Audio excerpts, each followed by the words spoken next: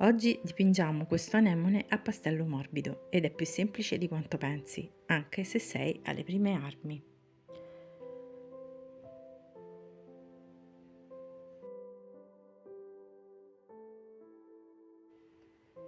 Ciao, benvenuti nel mio canale. Vi illustrerò tutto il processo per dipingere questi bellissimi anemoni su carta Pastelmat con le matite pastello Carbotello e i pastelli morbidi Rembrandt. Per questa carta faremo il disegno a ricalco. Dopo aver fatto una griglia e disegnato i fiori su un foglio normale, giriamo il foglio e andiamo a coprire il retro con un pastello di scarsa qualità. Io non consiglio il carboncino, primo perché il foglio Pastelmat che ho scelto è scuro e poi perché il carboncino macchia molto. Consiglio un pastello chiaro in questo caso. Si spalma per bene e poi si fissa il foglio con dello scotch da mascheratura. Si ricalca il disegno con un abbiro senza pigiare. Intanto vi invito a mettere un like e iscrivervi al canale.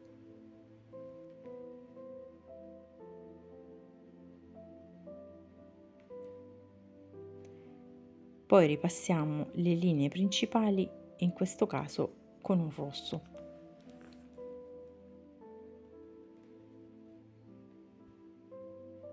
Per questo progetto ho usato, come vi dicevo, la carta Pastelmat grigia, pastelli Rembrandt, la selezione mista da 90 mezzi pastelli e le matite Carbotello. Il modo di procedere è questo. Per prima cosa si fa una campitura piena con il colore dominante. Poi si daranno man mano gli altri colori.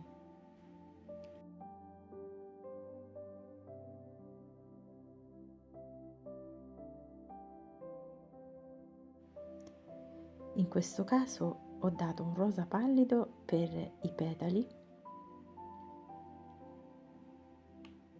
e poi li ho sfumati man mano con il dito. Nei primi passaggi si può tranquillamente sfumare con il dito, anzi è consigliabile perché così la superficie del pastello si uniforma. Bordeaux e poi un po' di verde. Il verde in questo caso ho usato un verde molto chiaro. Con le matite pastello degli stessi colori dello stesso tono di colore, andremo a fare quelli che sono i dettagli, perché appunto i pastelli hanno una punta troppo grande. In realtà si possono usare anche solo i pastelli, ma dipende dall'effetto che volete raggiungere. Per una pittura realistica i dettagli vanno sempre curati, perciò ci avvaleremo anche delle matite. Comunque, come dico sempre, sperimentate, create quello che vi piace di più e cosa vi corrisponde a livello di pittura. Il vostro tratto personale è come la calligrafia. Come dicevo prima, sui primi strati si può sfumare, poi invece in quelli successivi, le ultime passate, meglio di no perché andremo a togliere tutti i bellissimi dettagli creati. I pastelli Rembrandt e le matite Carbotello vanno benissimo come dotazione primaria. Sono materiali comunque professionali, ma non sicuramente il top gamma. Sono colori altamente pigmentati, anche se nelle rispettive scatole alcuni colori potrebbero non scorrere come gli altri, ma si può sorvolare su questo dettaglio. Ripeto, per iniziare vanno benissimo. Come va bene anche la carta Pastelmat, è un investimento che vale tutto il prezzo. Del resto il pastello non si può fare su una carta qualunque.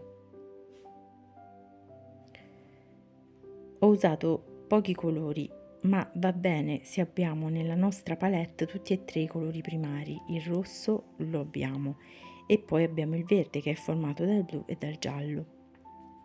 Abbiamo tutti e tre i colori e questo serve per l'armonia cromatica e vale per tutti i dipinti ed i medium che useremo. Vi consiglio inoltre di munirvi di una salviettina umidificata per pulire le dita frequentemente, oppure dei guanti leggeri tipo lattice, ma comunque devono essere puliti anche quelli, per non rischiare di macchiare il disegno. Usate anche la carta velina Glacine presente negli album Pastelmat, sempre per non macchiare il disegno. In alternativa potete anche usare un pezzo di carta forno e lasciare la Glacine per conservare il dipinto una volta finito. Per la sovrapposizione dei fiori in trasparenza ho usato una velatura di rosso e verde, come peraltro per le ombre, che però sono ovviamente più forti. A opera finita non c'è bisogno di fissativo, la carta Pastelmat è fatta in modo tale che non serve appunto questo ulteriore medium. Anche per questo, come vi dicevo, è una carta di ottima qualità. Spero che il video vi sia piaciuto. Mettete un like e iscrivetevi al canale per non perdere gli altri contenuti.